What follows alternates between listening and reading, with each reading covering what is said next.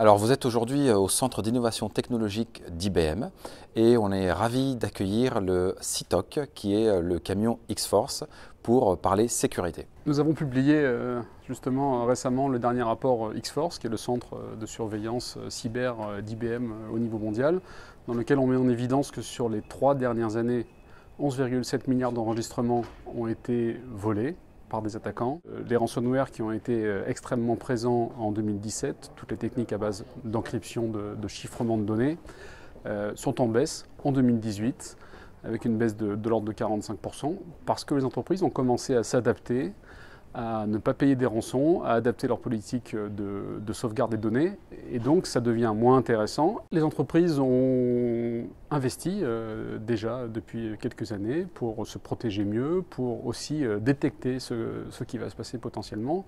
Aujourd'hui, on voit que l'axe qu'il faut travailler le plus, c'est comment est-ce que je m'organise en termes de réponse à un incident qui serait avéré, quelle que soit sa nature. On est là pour simuler des attaques à grande échelle pour tout type d'entreprise, que ce soit les grandes entreprises, les PME ou les ETI.